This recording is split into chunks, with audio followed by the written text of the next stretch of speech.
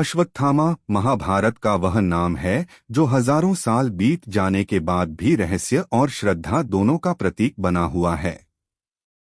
वह गुरु द्रोणाचार्य और कृपि का पुत्र था, जिसका जन्म स्वयं वेदों के मंत्रों से हुआ बताया जाता है।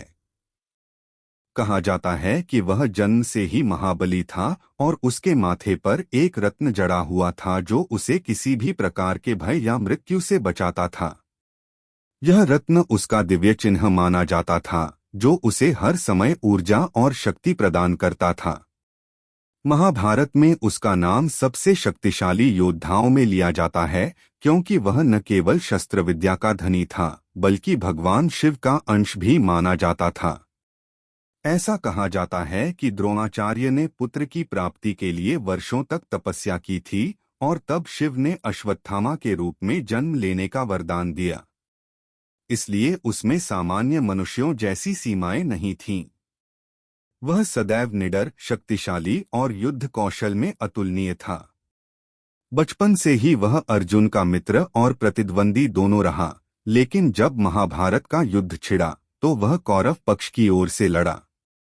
अश्वत्थामा का जीवन महाभारत के युद्ध से गहराई से जुड़ा है और उसका अस्तित्व धर्म और अधर्म के बीच की उस बारीक रेखा को दर्शाता है जो इंसान को ईश्वर या राक्षस बना देती है। कहा जाता है कि वह कभी किसी से भयभीत नहीं हुआ, यहाँ तक कि देवताओं से भी नहीं।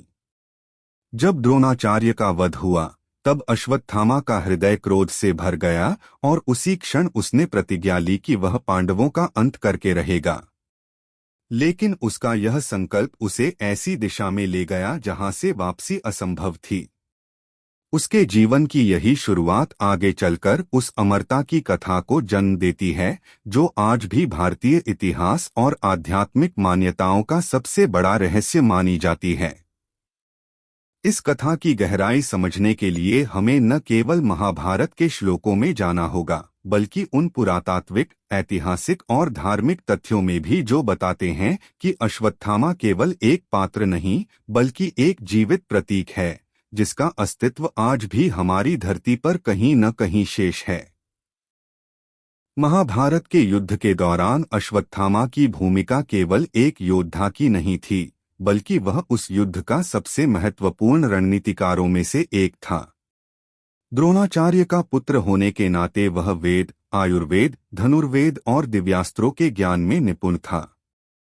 कहा जाता है कि उसे भगवान परशुराम से भी शिक्षा प्राप्त थी, जिन्होंने स्वयं उसे ब्रह्मास्त्र चलाने का रहस्य बताया था। यह वही अस्त्र था जिसे केवल कुछ गिने चुने योद्धा ही जानते थे और उसका प्रयोग पूरी सृष्टि को नष्ट कर सकता था। युद्ध के दौरान जब उसके पिता द्रोणाचार्य को छलपूर्वक मारा गया, तब अश्वत्थामा के भीतर प्रतिशोध की ज्वाला भड़क उठी। वह जानता था कि उसके पिता को धर्म की आड़ में अधर्म से मारा गया है। इस अन्याय ने उसके भीतर के क्रोध को एक ऐसे राक्षसी रूप में बदल दिया, जिसने आगे चलकर इतिहास में अमरता की वह भयावह गाथा रच दी। कहा जाता है कि रात के समय जब सभी योद्धा अपने शिविरों में विश्राम कर रहे थे, तब अश्वत्थामा ने चुपके से पांडव शिविर पर हमला किया। यह युद्ध नहीं बल्कि एक नरसंहार था। उसने पांडवों के 5 पुत्रों, उपपांडवों को सोते हुए ही मार डाला, यह सोचकर कि वे स्वयं पांडव हैं। जब वह सत्य सामने आया, तब संपूर्ण कुरुक्षेत्र शोक और क्रोध से भर गया। अर्जुन और कृष्ण ने उसका सामना किया और उसी समय अश्वत्थामा ने अपना ब्रह्मास्त्र चलाया। लेकिन कृष्ण ने अपनी दिव्य दृष्टि से देखा कि यह अस्त्र पूरी मानवता का विनाश कर सकता है, इसलिए उन्होंने भी अपना ब्रह्मास्त्र छोड़ा। जब दोनों अस्त्र आमने सामने आए, तब समस्त ब्रह्मांड कांप उठा। देवताओं ने हस्तक्षेप किया और दोनों को अपने अस्त्र वापस लेने का आदेश दिया। अर्जुन ने तो अपना अस्त्र वापस बुला लिया, लेकिन अश्वत्थामा ने कहा कि उसे इसे वापस बुलाने का ज्ञान नहीं है। इस विनाश को रोकने के लिए उसने ब्रह्मास्त्र को उत्तरा के गर्भ में पल रहे अभिमन्यु के पुत्र की ओर मोड़ दिया, जिससे वह अजन्मा बालक मारा गया। यह कार्य न केवल धर्म के विरुद्ध था, बल्कि ब्रह्मास्त्र के नियमों का उल्लंघन भी था। तब भगवान कृष्ण ने क्रोधित होकर अश्वत्थामा को शाप दिया कि वह हजारों वर्षों तक धरती पर जीवित रहेगा, परंतु उसे न मृत्यु मिलेगी न मुक्ति। उसके माथे का दिव्य रत्न कृष्ण ने निकाल लिया, जिससे उसका शरीर सड़ने लगा और वह अमर होकर भी सबसे बड़ा शापित जीव बन गया। कहा जाता है कि वह आज भी इस पृथ्वी पर भटक रहा है, अपने अपराधों का प्रायश्चित करते हुए। यह कथा केवल पौराणिक नहीं, बल्कि कई ऐतिहासिक संदर्भों और ग्रंथों में भी मिलती है, जो यह संकेत देते हैं कि अमरता केवल वरदान नहीं, बल्कि कभी-कभी सबसे बड़ी सजा भी बन सकती है। अश्वत्थामा के शाप की गाथा केवल एक धार्मिक कथा नहीं, बल्कि यह अमरता और कर्मफल के दर्शन का एक अनोखा उदाहरण है। भगवान कृष्ण ने जब अश्वत्थामा को शाप दिया, तो उन्होंने कहा था, हे द्रोणपुत्र, तू हजारों वर्षों तक इस पृथ्वी पर भटकेगा, न तू मरेगा न तुझे कोई शांति मिलेगी। तेरा शरीर सदा घावों से भरा रहेगा और तुझे हर समय अपने पापों का बोझ महसूस होगा। कहा जाता है कि कृष्ण ने उसके माथे से दिव्य मणिक निकाल ली थी, जो उसके शरीर को तेज, स्वास्थ्य और दिव्यता प्रदान करती थी। जैसे ही यह मणि निकाली गई, अश्वत्थामा के शरीर से रक्त बहने लगा, उसके घाव कभी नहीं भर सके और वह धीरे धीरे एक शापित अमर प्राणी में बदल गया। उसका चेहरा भयानक हो गया, त्वचा सड़ने लगी और उसकी देह से दुर्गंध आने लगी। वह इंसानों के बीच रह नहीं सकता था, क्योंकि कोई भी उसके पास नहीं ठहर पाता था। कहा जाता है कि कृष्ण के इस शाप के बाद अश्वत्थामा धरती पर भटकने लगा, जंगलों, पहाड़ों और वीरान स्थानों में। वह हर युग में दिखाई दिया, लेकिन किसी ने भी उसकी मृत्यु नहीं देखी। कई प्राचीन ग्रंथों और लोक कथाओं में इसका उल्लेख मिलता है कि अश्वत्थामा समय समय पर विभिन्न स्थानों पर देखा गया है। मध्य भारत के कुछ इलाकों में लोगों का दावा है कि उन्होंने एक लंबे कद वाले, भयानक दिखने वाले व्यक्ति को देखा, जिसके माथे पर हमेशा से बहता हुआ घाव था, जो कभी नहीं भरता। 19वीं शताब्दी में मध्य प्रदेश के बुरहानपुर क्षेत्र में एक पुराने किले में कुछ ब्रिटिश सैनिकों ने भी ऐसे व्यक्ति को देखने का दावा किया था, जो संस्कृत में बात कर रहा था और खुद को अश्वत्थामा कह रहा था। उसने कहा कि उसे मरने की इच्छा है, लेकिन मृत्यु उसे छू नहीं सकती। इसी तरह मध्य प्रदेश के नरसिंहगढ़ और विदिशा के आसपास के कई गांवों में आज भी ऐसी कहानियां सुनने को मिलती हैं कि रात के समय कोई व्यक्ति मंदिरों में आता है, अपने घावों पर हल्दी लगाता है और सुबह वह हल्दी मिट्टी में गायब हो जाती है। कहा जाता है कि वह व्यक्ति कोई और नहीं बल्कि अश्वत्थामा ही है। ऐतिहासिक दृष्टि से देखें तो कुछ शोधकर्ताओं का मानना है कि अश्वत्थामा की कथा अमरता के प्रतीक के रूप में बाद में विकसित हुई। परंतु यह भी सत्य है कि महाभारत के अनेक प्राचीन संस्करणों में उसके अमर रहने का स्पष्ट उल्लेख मिलता है। संस्कृत के वन पर्व और सोपतिक पर्व में उसके शाप का वर्णन बड़े विस्तार से मिलता है। वैज्ञानिक दृष्टिकोण से भी कई लोग यह मानते हैं कि यदि वास्तव में अश्वत्थामा जैसा कोई प्राणी जीवित है, तो हो सकता है कि उसने किसी दुर्लभ जीन म्यूटेशन या जैविक रहस्य के कारण लंबी आयु प्राप्त की हो। लेकिन धार्मिक दृष्टिकोण से यह घटना यह संदेश देती है कि शक्ति और ज्ञान का उपयोग यदि धर्म के विपरीत किया जाए, तो वही शक्ति श्राप बनकर लौटती है। अश्वत्थामा का जीवन इस बात का प्रतीक बन गया कि ब्रह्मास्त्र जैसी शक्तियां केवल संतुलन और धर्म की रक्षा के लिए हैं, न कि प्रतिशोध और विनाश के लिए। उसकी अमरता मानवता के लिए एक चेतावनी है कि ज्ञान और शक्ति तभी सार्थक हैं जब वे संयम और करुणा के साथ उपयोग किए जाएं।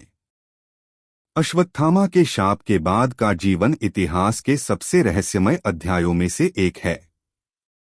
महाभारत युद्ध के अंत में जब अश्वत्थामा ने अपने पिता द्रोणाचार्य की मृत्यु और कुरु वंश के विनाश के प्रतिशोध में पांडव वंश को समाप्त करने के लिए ब्रह्मास्त्र का प्रयोग किया, तो भगवान श्री कृष्ण ने उसे कठोर शाप दिया कि वह युगों तक जीवित रहेगा, लेकिन उसे कभी शांति नहीं मिलेगी। उसके शरीर से सदा खून और पस बहता रहेगा और वह किसी को अपनी पीड़ा नहीं बता सकेगा। इस शाप के कारण अश्वत्थामा ने अपना दिव्य तेज खो दिया और वह मानव समाज से दूर भटकने के लिए अभिशप्त हो गया। कहा जाता है कि आज भी वह पृथ्वी पर जीवित है और इसी कारण उसे 7 चिरंजीवियों में गिना जाता है: हनुमान, परशुराम, व्यास, कृपाचार्य, विभीषण, महाबली और अश्वत्थामा। धार्मिक ग्रंथों में उल्लेख है कि इन 7 चिरंजीवियों का कार्य धर्म की रक्षा करना और जब जब अधर्म बढ़े तब पृथ्वी पर संतुलन बनाए रखना है। अश्वत्थामा के बारे में यह भी कहा गया है कि वह कलयुग के अंत में भगवान कल्कि से मिलेगा और तब उसे अपने शाप से मुक्ति मिलेगी, क्योंकि उसका प्रायश्चित तभी पूरा होगा जब वह अधर्म के अंत में सहयोग देगा। इतिहास और लोक कथाओं में भी अश्वत्थामा के जीवित होने के कई रहस्यमय संकेत हैं। मध्य प्रदेश के बुरहानपुर, उज्जैन, नरसिंहगढ़ और काशी जैसे क्षेत्रों में लोगों ने ऐसे व्यक्ति को देखने का दावा किया है जो न बूढ़ा होता है न मरता है, जिसके माथे पर हमेशा एक घाव रहता है जिससे खून रिसता है। 1911 में बुरहानपुर के एक शिव मंदिर के पुजारी ने दावा किया था कि हर सुबह जब वह मंदिर पहुंचते तो शिवलिंग पर ताजे फूल और जल चढ़े हुए मिलते, जबकि मंदिर बंद होता था। एक दिन उन्होंने मंदिर में छिपकर देखा कि एक लंबा पतला व्यक्ति जिसके माथे पर घाव था मंदिर में आया और पूजा की। जब पुजारी ने पूछा कि वह कौन है तो उसने कहा, मैं द्रोणाचार्य का पुत्र अश्वत्थामा हूँ, यह मेरा प्रायश्चित स्थल है। और यह कहकर वह अचानक गायब हो गया। ऐसी घटनाएं केवल भारत तक सीमित नहीं रहीं। नेपाल और हिमालय के क्षेत्रों में भी साधुओं ने दावा किया है कि उन्होंने एक रहस्यमय व्यक्ति को देखा जो संस्कृत में बात करता था और जिसके चेहरे पर गहरी पीड़ा झलकती थी। वैज्ञानिक दृष्टिकोण से देखें तो किसी मनुष्य का हजारों वर्षों तक जीवित रहना असंभव लगता है, परंतु आधुनिक विज्ञान में कुछ सिद्धांत हैं जो इस संभावना को पूरी तरह नकारते नहीं। कोशिकाओं की विभाजन सीमा, जिसे हैफलिक लिमिट कहा जाता है, अगर किसी कारणवश टूट जाए तो जीव अमर हो सकता है। कुछ वैज्ञानिकों ने यह भी कहा है कि अश्वत्थामा की कथा शायद किसी ऐसे व्यक्ति पर आधारित हो जो किसी दुर्लभ आनुवंशिक परिवर्तन के कारण अत्यधिक दीर्घायु था।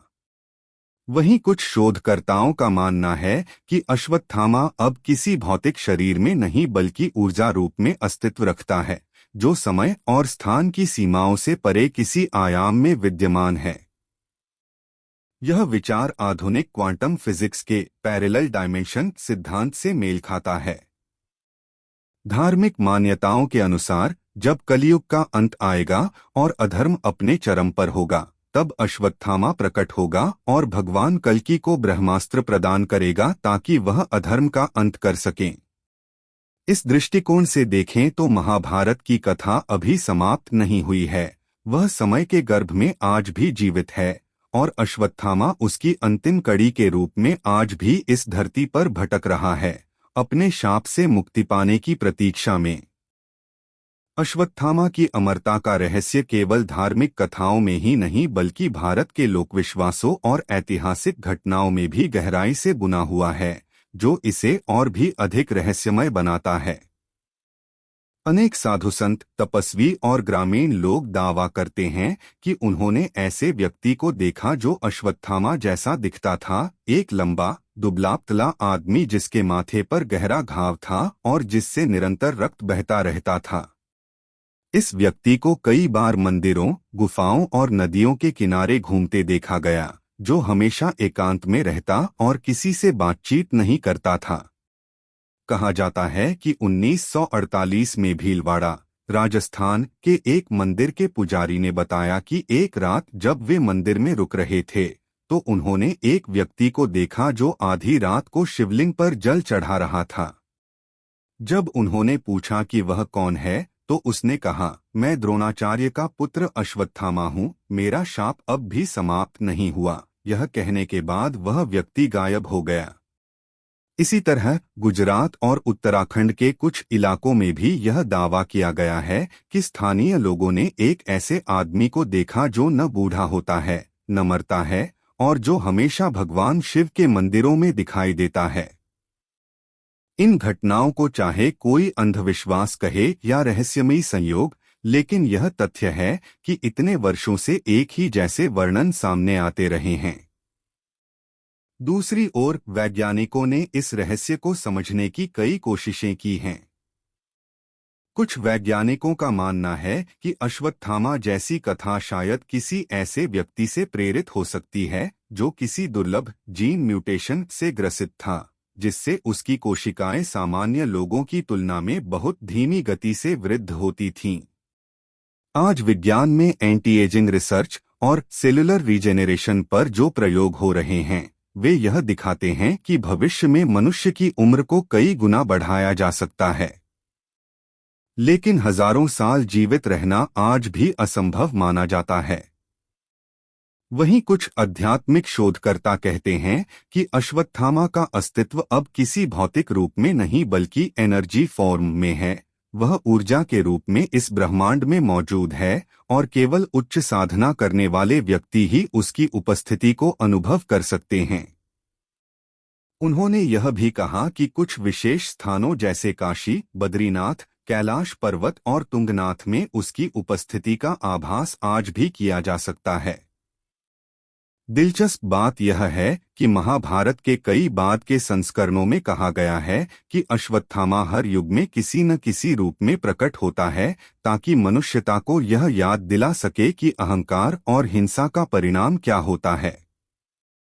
वह अमरता का प्रतीक नहीं बल्कि शाश्वत पीड़ा का प्रतीक बन गया, जो यह सिखाता है कि जब कोई व्यक्ति दिव्यता की शक्ति का दुरुपयोग करता है तो उसे सदा के लिए पश्चाताप झेलना पड़ता है।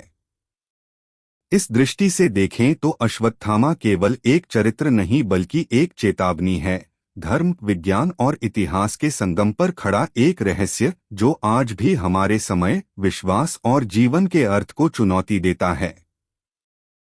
अश्वत्थामा का रहस्य केवल भारत की पौराणिक सीमाओं तक सीमित नहीं है, बल्कि यह विषय आज भी इतिहासकारों, आध्यात्मिक गुरुओं और वैज्ञानिकों के बीच गहन चर्चा का विषय बना हुआ है। महाभारत के युद्ध के बाद जब कृष्ण ने उसे शाप दिया कि वह युगों तक जीवित रहेगा पर कभी शांति नहीं पाएगा, तब यह अमरता उसके लिए वरदान नहीं बल्कि शाप बन गई। कहा जाता है कि अश्वत्थामा आज भी अपने अपराधों के प्रायश्चित के लिए भटकता है और उसका घाव कभी नहीं भरता। कुछ कथाओं में यह भी कहा गया है कि हर सुबह वह शिव मंदिर में जाकर भगवान से क्षमा मांगता है, परंतु उसे अभी तक मुक्ति नहीं मिली। अब यह प्रश्न उठता है कि क्या यह केवल धार्मिक कथा है या इसके पीछे कोई ऐतिहासिक और वैज्ञानिक आधार भी है। कुछ इतिहासकारों का मानना है कि अश्वत्थामा वास्तव में एक ऐतिहासिक व्यक्ति था और उसकी दीर्घायु को समय के साथ अमरता के रूप में मिथकीय रूप दे दिया गया। वे कहते हैं कि हो सकता है अश्वत्थामा किसी ऐसे चिकित्सकीय या प्राकृतिक कारण से बहुत लंबे समय तक जीवित रहा हो, जिससे उसके अस्तित्व को पीढ़ियों तक देखा गया हो और बाद में वह कथा का हिस्सा बन गया। वहीं वैज्ञानिक दृष्टिकोण से यह रहस्य और गहरा हो जाता है। आधुनिक विज्ञान के अनुसार मनुष्य की कोशिकाएं सीमित बार विभाजित हो सकती हैं, लेकिन कुछ जीव जैसे टार्डीग्रेड और लॉबस्टर ऐसी प्रजातियां हैं जिनकी कोशिकाएं कभी बुढ़ापे के कारण नहीं मरती। वैज्ञानिक इसे बायोलॉजिकल इमॉर्टैलिटी कहते हैं। इस दृष्टि से देखें तो यह कल्पना करना असंभव नहीं कि अगर किसी व्यक्ति की कोशिकाओं में ऐसी संरचना विकसित हो जाए तो वह हजारों वर्षों तक जीवित रह सकता है।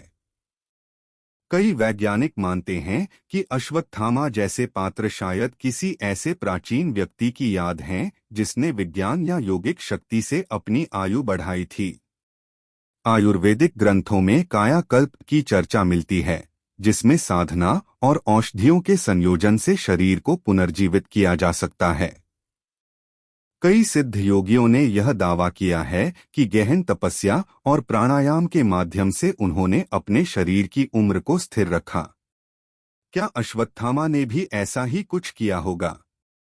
इसके अलावा रहस्यवादी दृष्टिकोण से भी यह माना जाता है कि समय केवल एक रैखिक लिनियर प्रवाह नहीं है, बल्कि यह चक्रीय है, यानी भूत, वर्तमान और भविष्य एक ही साथ अस्तित्व में हैं। यदि ऐसा है तो अश्वत्थामा जैसी आत्मा एक टाइम लूप में फंसी हो सकती है, जो बार बार उसी पीड़ा को जी रही है, बिना मुक्ति पाए। यह विचार आधुनिक क्वांटम फिजिक्स और स्ट्रिंग थ्योरी से मेल खाता है, जिसमें कहा गया है कि समय के समानांतर कई परतें हैं और कुछ चेतनाएं उनमें घूम सकती हैं। यह संभव है कि अश्वत्थामा अब किसी भौतिक रूप में नहीं, बल्कि एक ऊर्जा के रूप में विभिन्न समय आयामों में उपस्थित हो। भारत के कई साधु संतों ने ध्यान में उसके अस्तित्व का अनुभव किया है और कहा है कि जब कोई व्यक्ति अत्यधिक तपस्या करता है या आत्मज्ञान के निकट होता है, तभी उसे अश्वत्थामा की उपस्थिति का आभास होता है। इस दृष्टिकोण से देखा जाए तो अश्वत्थामा एक जीवित व्यक्ति नहीं, बल्कि अनंत चेतना का प्रतीक है, जो पाप, प्रायश्चित्त और मोक्ष के बीच फंसा हुआ है। यही कारण है कि उसके अस्तित्व का रहस्य कभी समाप्त नहीं होता, क्योंकि वह मानवता के भीतर छिपे अपराध, पछतावे और मुक्ति की खोज का प्रतिबिंब है। अश्वत्थामा की कथा केवल महाभारत के युद्ध और उसके शाप तक सीमित नहीं रह गई, बल्कि यह समय, धर्म और मानवता के लिए चेतावनी का प्रतीक बन गई है। शास्त्रों और पुराणों में विस्तार से वर्णित है कि उसके शाप का अर्थ केवल अमरता नहीं, बल्कि लगातार पीड़ा और पश्चाताप है, जिससे यह स्पष्ट होता है कि शक्ति और ज्ञान का दुरुपयोग कितना घातक हो सकता है। कहा जाता है कि अश्वत्थामा आज भी पृथ्वी पर भटक रहा है, खासकर उन क्षेत्रों में जहां महाभारत के युद्ध के समय वह सक्रिय था, जैसे मध्य प्रदेश, उत्तराखंड, राजस्थान और हिमालय के पर्वतीय इलाके। इन स्थानों पर कई साधु संतों और ग्रामीणों ने उसे देखा है, एक लंबा, दुबला-पतला व्यक्ति जिसके माथे पर घाव है और जो हमेशा अकेला रहता है, कभी किसी से मित्रता नहीं करता। कहा जाता है कि उसकी आंखों में गहरी पीड़ा और ज्ञान दोनों झलकते हैं और वह स्वयं अपने शाप और कर्मों के बोझ को महसूस करता है। इतिहासकारों और पुरातत्वविदों ने भी अश्वत्थामा के अस्तित्व को लेकर कई खोजें की हैं। मध्य प्रदेश के बुरहानपुर और उज्जैन में कई लोग दावा करते हैं कि रात के समय मंदिरों में एक रहस्यमय व्यक्ति प्रकट होता है, जो प्राचीन संस्कृत में मंत्र बोलता है और शिवलिंग पर जल चढ़ाता है, और जैसे ही उसे देखा जाता है, वह अचानक गायब हो जाता है। वैज्ञानिक दृष्टिकोण से किसी मनुष्य का हजारों वर्षों तक जीवित रहना असंभव प्रतीत होता है, लेकिन कुछ सिद्धांत जैसे सेलुलर रीजेनरेशन और बायोलॉजिकल इमॉर्टैलिटी यह सोचने पर मजबूर करते हैं कि अगर किसी व्यक्ति के शरीर की कोशिकाएं विशेष आनुवंशिक या जैविक कारणों से मृत्यु पर्यंत विभाजित न हो, तो वह असाधारण दीर्घायु प्राप्त कर सकता है। कुछ शोधकर्ताओं का मानना है कि अश्वत्थामा जैसी कथा किसी ऐसे व्यक्ति पर आधारित हो सकती है जिसने अपने जीवनकाल में योग, ध्यान और आयुर्वेदिक उपायों के माध्यम से जीवन को असाधारण रूप से लंबा कर लिया। वहीं आध्यात्मिक दृष्टि से माना जाता है कि अश्वत्थामा अब किसी भौतिक शरीर में नहीं, बल्कि ऊर्जा रूप में पृथ्वी और अन्य आयामों में विद्यमान है, जो समय और स्थान की सीमाओं से परे हैं। इस ऊर्जा रूप की उपस्थिति का अनुभव केवल उच्च साधना और ध्यान करने वाले व्यक्ति कर सकते हैं। धर्मशास्त्रों के अनुसार अश्वत्थामा की यह स्थिति मानवता को यह संदेश देती है कि अपराध और अहंकार का फल हमेशा भुगतना पड़ता है और शक्ति का दुरुपयोग केवल शाप और पीड़ा ही लाता है। यही कारण है कि अश्वत्थामा की कथा आज भी समय, धर्म और मानव व्यवहार पर गहन प्रभाव डालती है और यह दिखाती है कि सत्य और न्याय की रक्षा करने वाले ही वास्तविक अमरता की दिशा में कदम बढ़ाते हैं।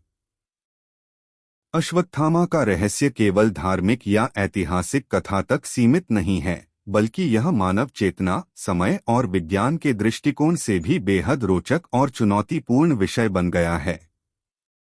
महाभारत युद्ध के बाद उसका शाप यह सुनिश्चित करता है कि वह युगों तक जीवित रहेगा, परंतु उसे कभी शांति नहीं मिलेगी और इस शाश्वत पीड़ा के बीच वह लगातार अपने प्रायश्चित्त में लगा रहेगा। कई साधु संतों और गवाहों ने बताया है कि अश्वत्थामा आज भी पृथ्वी पर कहीं न कहीं उपस्थित है और वह विशेष स्थानों जैसे शिव मंदिरों, पर्वतीय गुफाओं, नदी के किनारे या तपस्वियों के आश्रमों के पास दिखता है।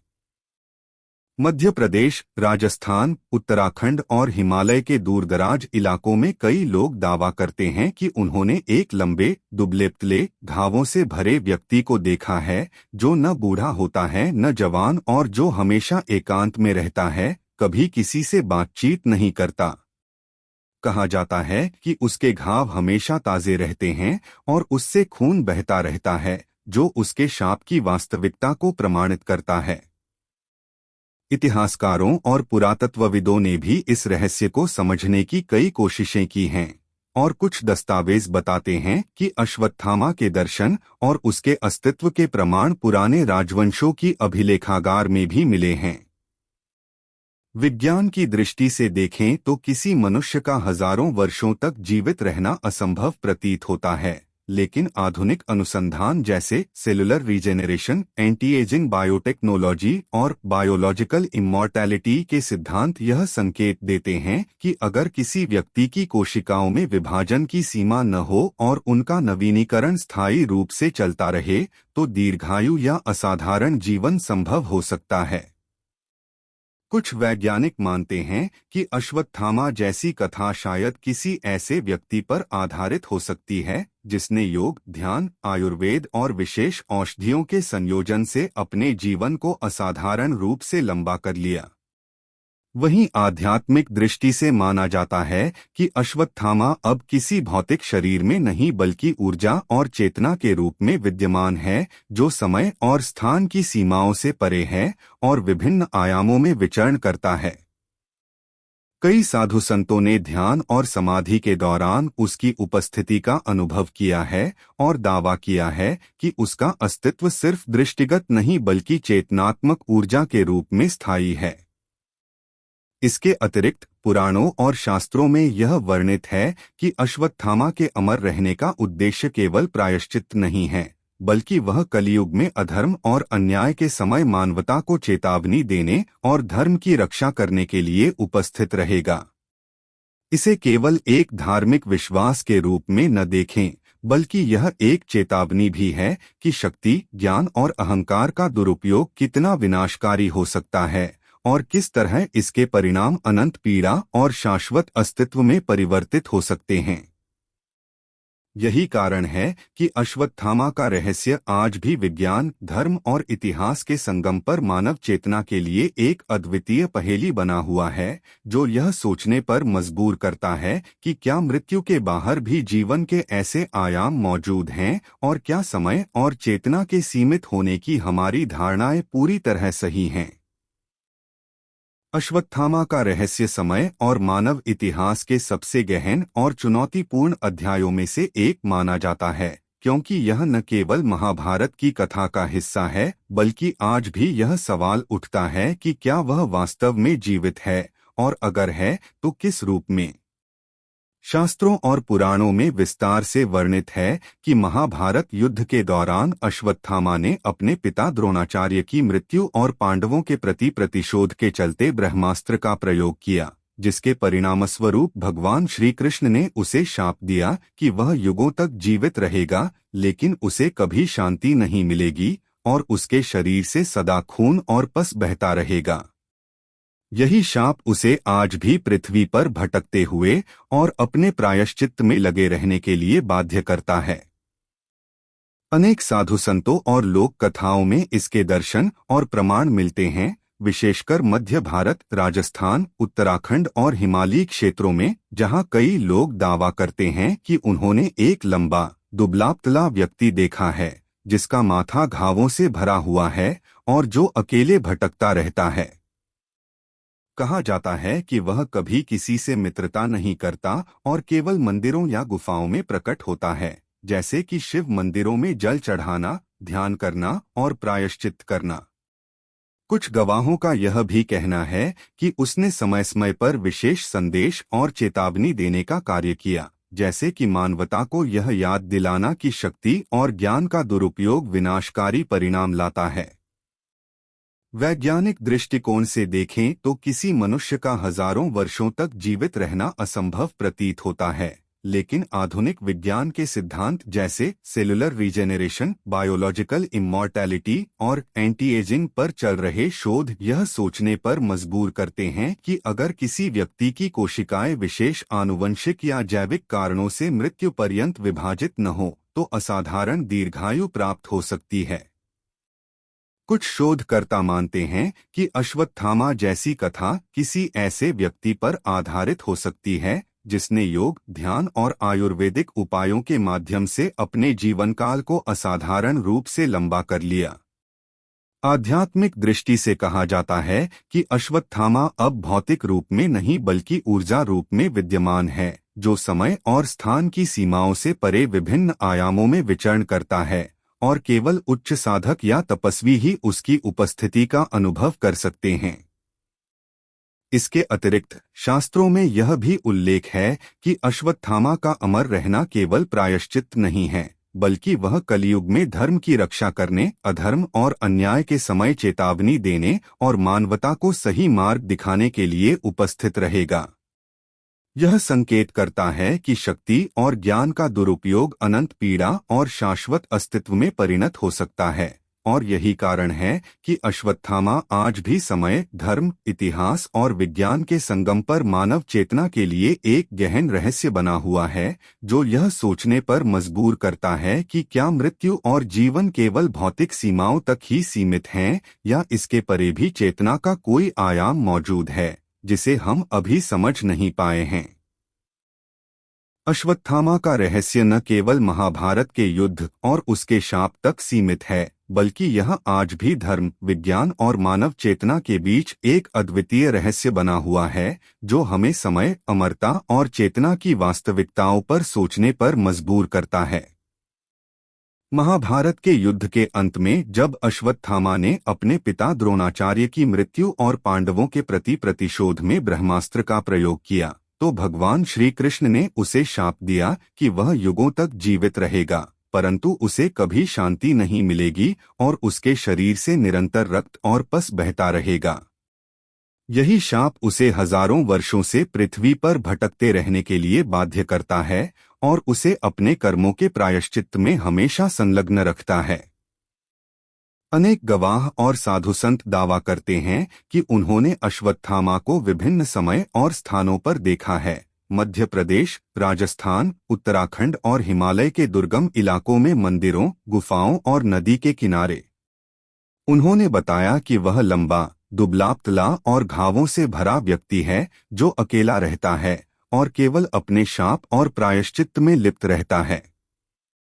वैज्ञानिक दृष्टिकोण से देखें तो किसी मनुष्य का हजारों वर्षों तक जीवित रहना असंभव प्रतीत होता है, लेकिन आधुनिक विज्ञान के सिद्धांत जैसे cellular regeneration, anti ageing biotechnology और बायोलॉजिकल इमॉर्टैलिटी यह सोचने पर मजबूर करते हैं कि अगर किसी व्यक्ति की कोशिकाओं में विभाजन की सीमा टूट जाए और उनका निरंतर नवीनीकरण होता रहे तो दीर्घायु संभव है। कुछ शोधकर्ता मानते हैं कि अश्वत्थामा की कथा किसी ऐसे व्यक्ति पर आधारित हो सकती है जिसने योग, ध्यान और आयुर्वेदिक उपायों के माध्यम से अपनी आयु बढ़ाई थी। आध्यात्मिक दृष्टि से कहा जाता है कि अश्वत्थामा अब भौतिक शरीर में नहीं बल्कि ऊर्जा और चेतना के रूप में उपस्थित है, जो समय और स्थान की सीमाओं से परे विभिन्न आयामों में विचरण करता है। कई साधु संतों ने ध्यान और समाधि के दौरान उसकी उपस्थिति का अनुभव किया और इसे चेतना और शक्ति के अद्वितीय स्वरूप के रूप में वर्णित किया। पुराणों और शास्त्रों में यह भी कहा गया है कि अश्वत्थामा का अमर रहना केवल प्रायश्चित के लिए नहीं, बल्कि धर्म और अधर्म के बीच संतुलन बनाए रखने, मानवता को चेतावनी देने और कलियुग में धर्म की रक्षा करने के लिए है। यही कारण है कि आज भी उसके अस्तित्व की कथाएं और दृश्य लोक कथाएं लोगों के विश्वास और कल्पना को चुनौती देती हैं।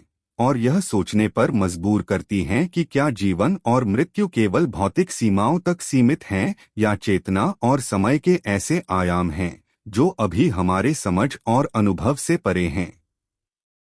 अश्वत्थामा न केवल महाभारत की एक रहस्यमयी कथा है, बल्कि यह मानव चेतना, कर्म, शक्ति और प्रायश्चित का प्रतीक भी है, जो यह संदेश देती है कि सच्चा ज्ञान और शक्ति केवल जिम्मेदारी और धर्म के पालन के साथ ही सुरक्षित रह सकता है, अन्यथा इसका परिणाम शाश्वत पीड़ा और अनंत भटकाव में बदल सकता है। यही कारण है कि अश्वत्थामा का रहस्य आज भी समय, धर्म, विज्ञान और मानव चेतना के संगम पर एक अद्वितीय पहेली बना हुआ है, जो हर युग में मानवता को उसके कर्मों, शक्ति और जिम्मेदारी के प्रति सचेत करता है।